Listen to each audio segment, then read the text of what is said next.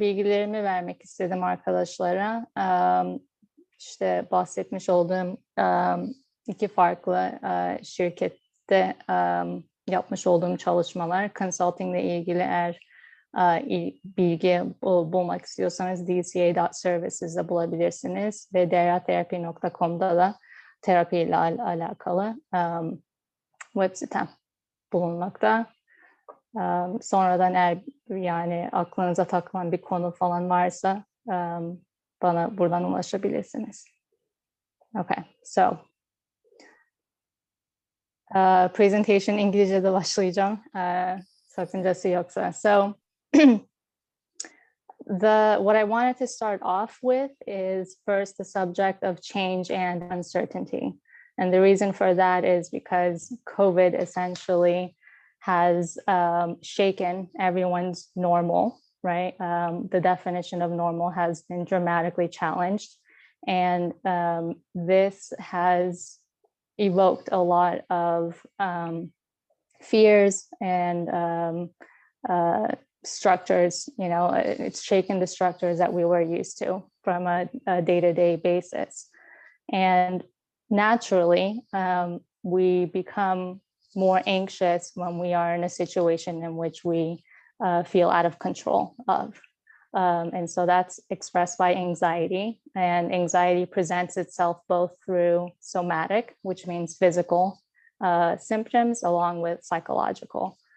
The first, however, symptoms of anxiety are usually related to senses of detachment from the situation, very primal emotion of anger. A lot of times we feel denial, a lot of times we feel shock, and later it follows with depression.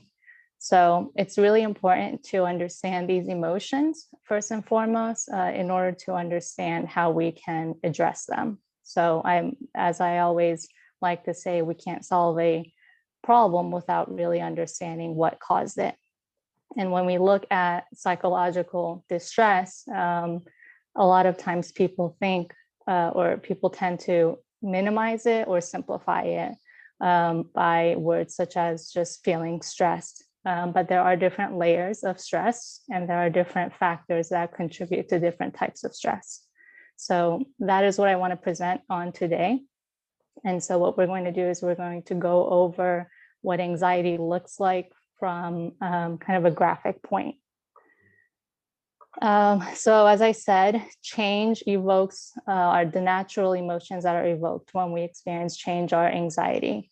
And all the emotions that we naturally find ourselves experiencing with anxiety in the beginning are, right, shock, and then it's followed by, right, rage, disorientation, depression, and feeling of loss. This graph is really important because as we process anxiety and change, our emotions are not constant. We're kind of going through a spectrum, and we're going through a phase, and through each phase there's a different type of psychological temptations that we find ourselves in. So in the beginning, and if we had to reflect on the first 2-3 months of COVID, I think we can all agree that we were all in shock. A lot of us were in complete shock, had no idea what was happening, which then led to feeling right, rage and denial of the situation. A lot of times we didn't even know how to process it. And so we thought, okay, well, this is just going to pass maybe in a month or two.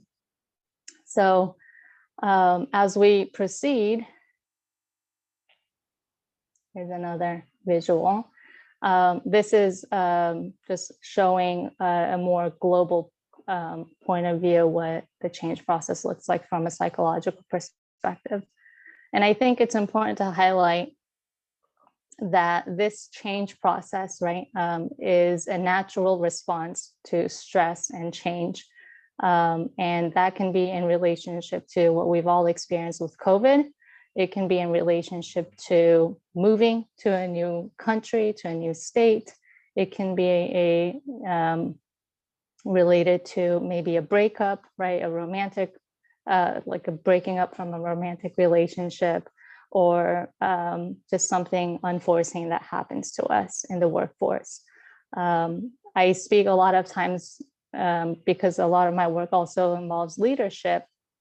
This is also very much related to organizational culture, right? When we see organizational cultures growing, expanding, merging, there's a lot of shifts that happen in organizations, which lead to a lot of anxiety that is evoked by uncertainty. And so understanding that these reactions are normal reactions help us problem solve in the long run. I'm gonna pause.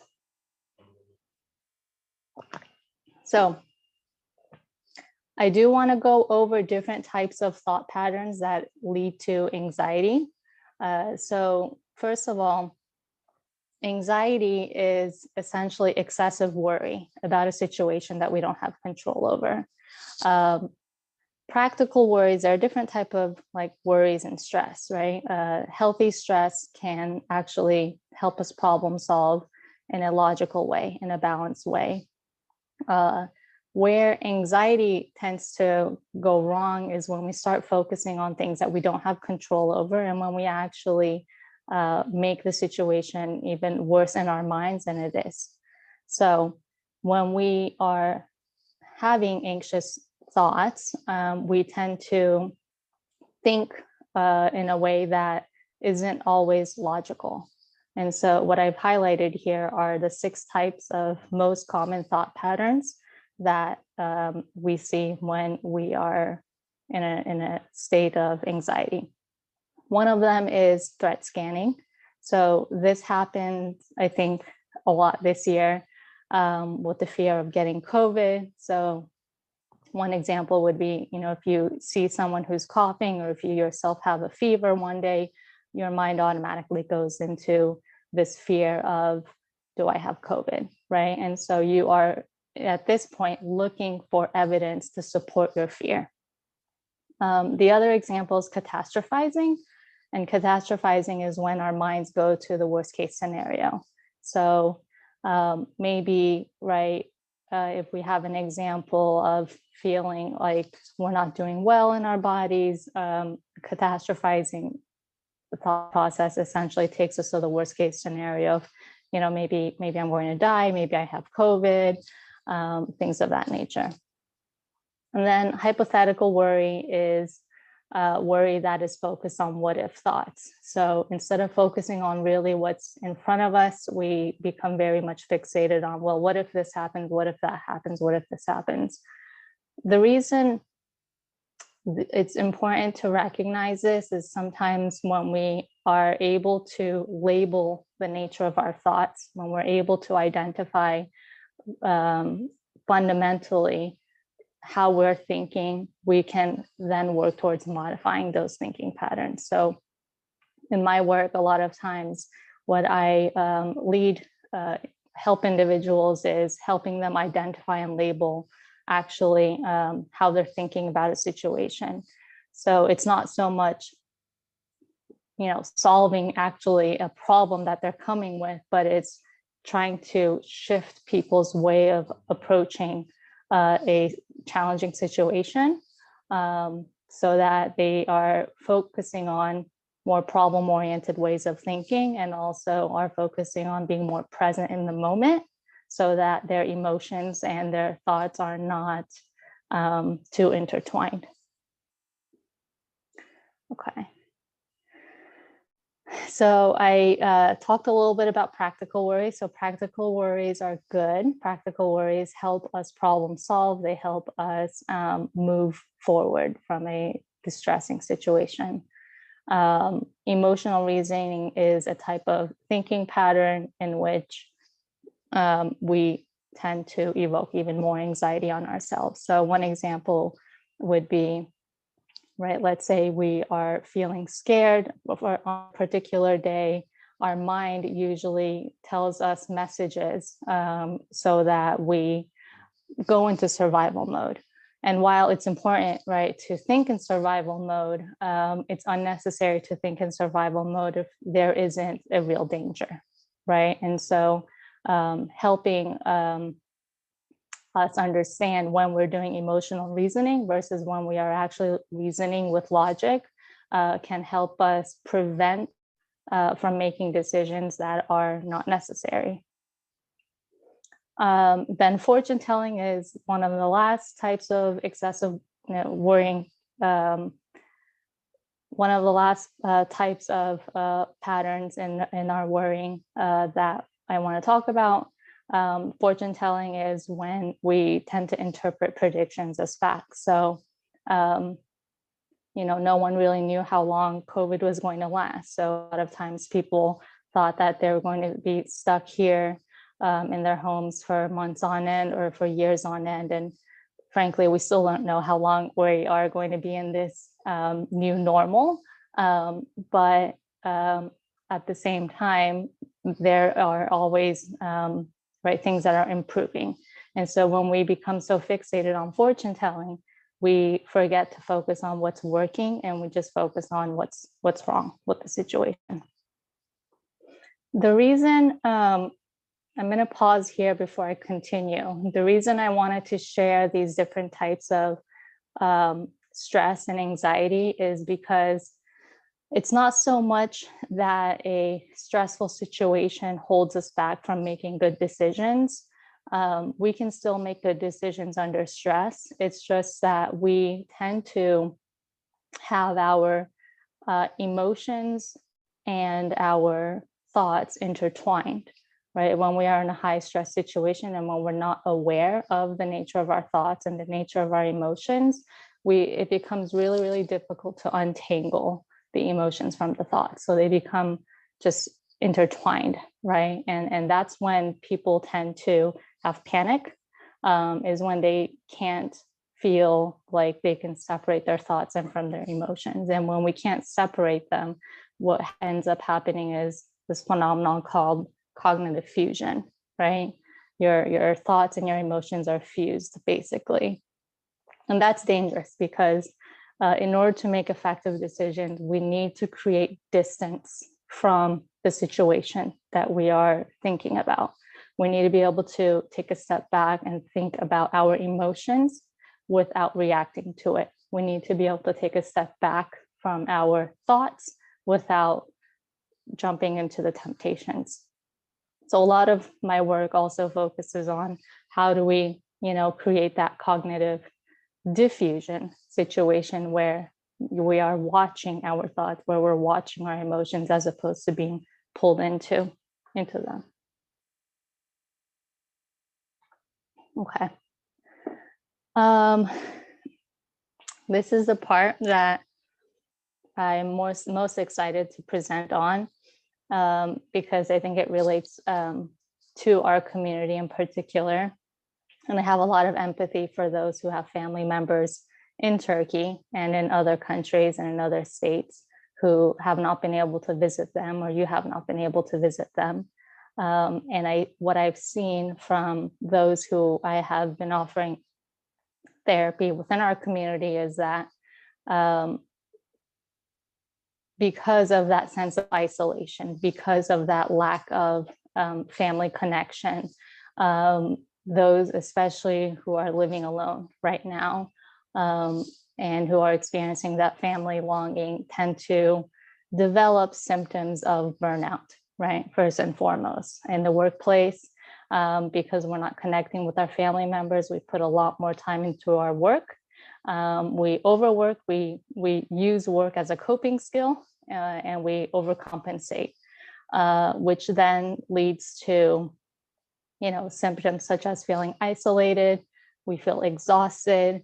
Our ability to think creatively, it becomes diminished, and eventually it leads to depression and anxiety.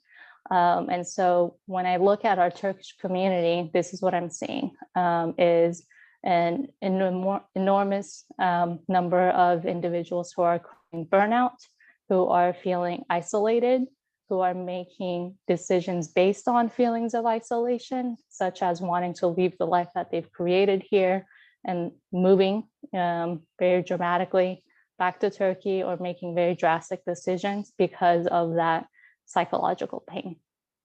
And of course, I don't have to go into specifics, but of course, this impacts the relationships that we've built here, whether it's romantic relationships or other type of relationships. When we ourselves are not feeling healthy psychologically, that in return reflects on our relationships with our partners, with our kids, and with those that we work with day in and day out. Okay. I want to speak a little bit about factors that exacerbate anxiety. So far what I talked about was what tends to cause anxiety. And we talked a little bit about the type of thinking patterns that lead to anxiety. Now I want to talk a little bit about how actually anxiety maintains itself, because there is such a thing. There is a thing called the cycle of anxiety. That not a lot of people are aware of, because we tend to think of anxiety as this simply, right, maybe a quick phase and it comes and goes, or it's, we had a hard day or we had a hard week, and then we think that we have gotten over it, essentially. But most of us, instead of actually learning skills and techniques to reduce anxiety or to understand the nature of the anxiety that they're experiencing, most of us tend to avoid it. And we tend to engage in behaviors and thought patterns that we think are problem solving, but fundamentally those behaviors are actually avoidance behaviors. And the reason that's really important to highlight is because avoiding anxiety works, right? So the reason for that is when we avoid a stressful situation, when we avoid something that triggers and that evokes something that is not pleasant, the immediate response is of calm, right? When you avoid something that's difficult, you automatically feel a bit relieved, at least for that moment, maybe for that day, maybe for that week. You feel like you've freed yourself from the anxiety. However, because we haven't really addressed that situation, in the long run, right, we have to now figure out different ways of avoiding the same problem so that we can find that same relief. It's almost like, if we had to think of a analogy, it's almost like a substance dependency situation, right? You have to take more of a substance in order to feel the reward, the physical, the somatic rewards. So that's what happens also with anxiety, is when we avoid it, we have to actually figure out new ways to avoid it in order to continue to feel the short-term relief. The problem with that is when we spend so much time on short-term reliefs, in the long run, the anxiety actually has increased dramatically. So that is something that I want to go over in this graph right here. So as I said, our first response to anxiety is by avoiding it. And so when we avoid it, we have a sense of release. And then it's only a matter of, the second time that an anxious situation, an anxiety-provoking situation happens, that we feel that we have to avoid again. And over time, as you can see, the anxiety that we felt from before actually has increased. So just a common ways that we tend to avoid anxiety are dwelling on the problem. So a lot of people think that actually by dwelling on the problem that they are putting energy into solving it, but we're not. When we think about what if scenarios, and when we think about different ways of addressing anxiety by creating, right, negative scenarios in our minds, we exhaust our brains, and that tends to lead to more panic and more anxiety. Venting to our friends is actually also something that tends to increase our anxiety. And I don't want to confuse that with, right, a healthy way of venting your expressions and trying to problem solve, but it should not be the way that it should not be the primary way that we are approaching anxiety and anxiety disorders. Other ways that we tend to avoid anxiety is by distracting ourselves and by minimizing the problem. Unfortunately, I see this happening a lot in the Turkish community, minimizing the problem. And that's because still there is a lot of stigma towards mental health. There is this notion that, mental health is something that crazy people use, and that if you want is to speak to a psychotherapist, that means something is seriously wrong with them. And so there's still a lot of stigma. And so what we tend to do, we minimize the problem. We say things like, oh, it's no big deal. It's not affecting me that much. I'll deal with it later. Another tendency is we justify the problem, right? So we think about false predictions about the future. We say, oh, this is just supposed to be this way. It's the nature of the game. It's just a phase.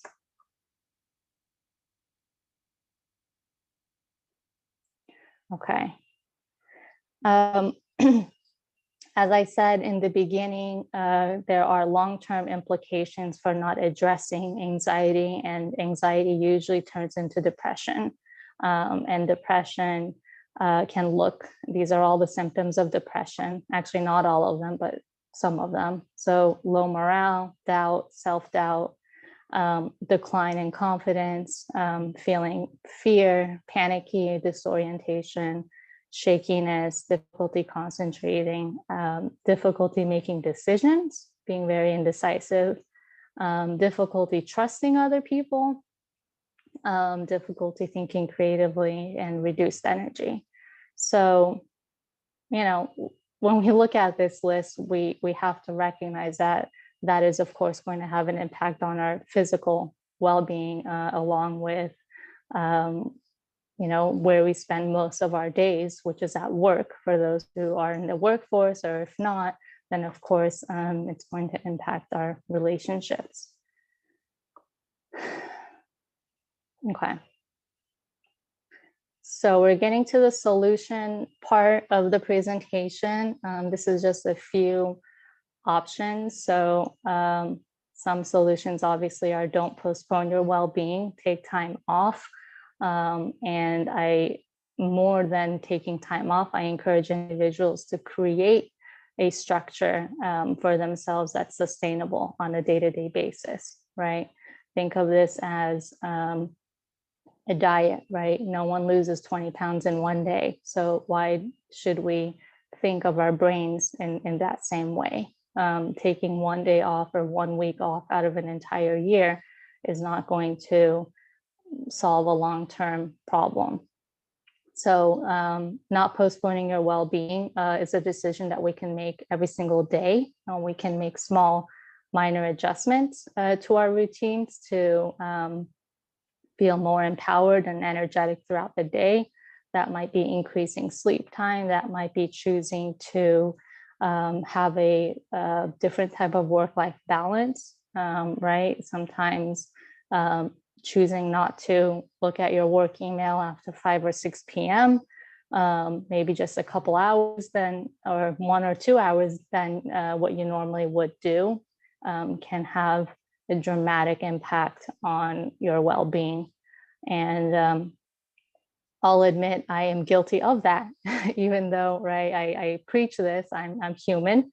I'm not immune to some of these tendencies. And sometimes we do very much rely on our work as a coping mechanism. We keep ourselves busy. But I encourage everyone, instead of keeping yourself busy, to be a little bit more proactive with being in the moment, right? Enjoying the time that you might have with yourself. So next, I want to talk a little bit about cognitive behavioral therapy and other forms of therapy that I borrow from.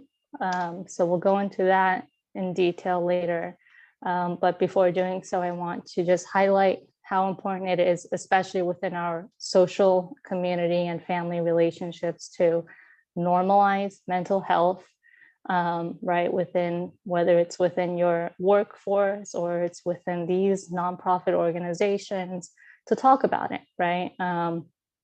To be more comfortable being vulnerable, to be more comfortable saying, this is happening, I don't feel good, how can we support each other? The more we pretend like a problem is not there, the more the problem persists. Okay.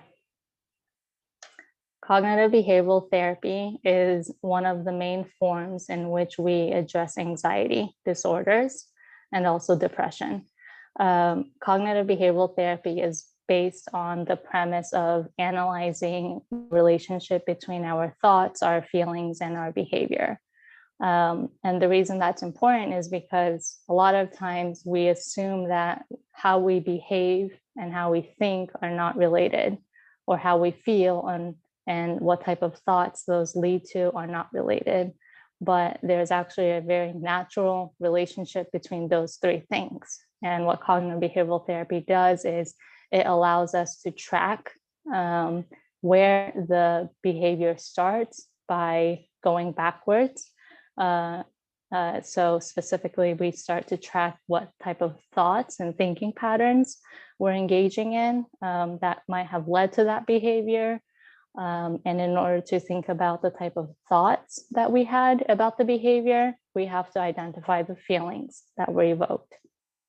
So in order to challenge those behaviors, we have to identify what the feelings were, and we have to identify what the thoughts were. And that's what cognitive behavioral therapy does.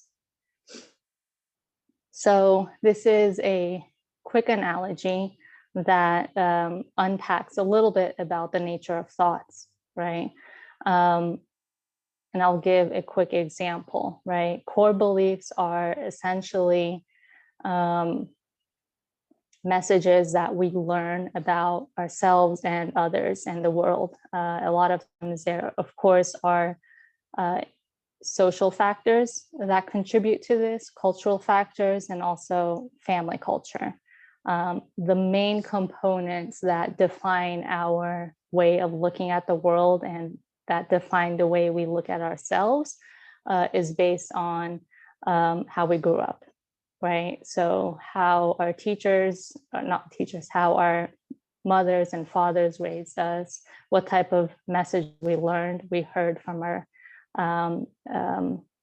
primary caregivers, shape the beliefs and attitudes that we later develop. So if I had to give an example, right, maybe in the workplace, a lot of times people feel that, speaking up or advocating for them, for their needs is something that is not attractive, right? If a common belief that I hear is, well, if I tell my boss or if I tell my team member how I really feel, they're going to think that I'm weak, right? They're going to think that I can't finish this project. They're going to feel that I am not successful, right? And so what we call that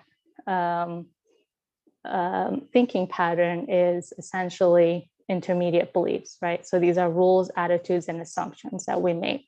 We are assuming that if we advocate for our needs, if we advocate for the boundaries that's going to be helpful, those are going to lead to some sort of judgment from others, which then leads to automatic thoughts, right? So when we don't communicate what we need, we essentially reinforce the automatic thought of speaking up is bad, right? So that would be an automatic thought. The intermediate belief would be, right, speaking up is bad because people will think I'm weak, right? Okay. This is the last slide. So this is basically a map. In our therapy sessions, what we do is sometimes break down literally what situations cause what type of emotion, what type of automatic thoughts that might have led someone to make a certain behavior, or that might further reinforce an anxiety, right? So this is called a thought record. And in a thought record, what we usually encourage individuals to do is just fill out the first 3 columns. Don't worry about the last 2. This is a process, usually takes like 4 to 5 weeks for us to actually develop something comprehensive to tackle a problem. So what I usually will encourage individuals is to first and foremost identify the core emotions that they are feeling in response to a stressful situation, or in response to a situation that they feel they don't have a lot of control over, right? So that can be sadness, anxious, angry. And then we will identify what type of automatic thoughts are coming up for you, right? What are those emotions evoking for you? Maybe if someone is feeling angry, then the automatic thought might be, I'm never going to see my family, right? That's an assumption. And so from that thought pattern, we will identify alternative ways of thinking about the situation. I'm sure a lot of us have heard about cognitive distortions, right? So there are up to 50 cognitive distortions. So we break those thoughts down and we try to identify cognitive distortions, and we try to challenge those thoughts by answering very specific questions. And then we, towards the end of therapy, will try to identify different type of outcomes and different type of solutions that might be better responses to anxiety than our immediate responses. Okay, that is all. I hope I have not bored you all too much. This is my contact info if anyone has any question about any of the material. And if not, then I'm more than happy to open the floor out to the group and answer any questions right now.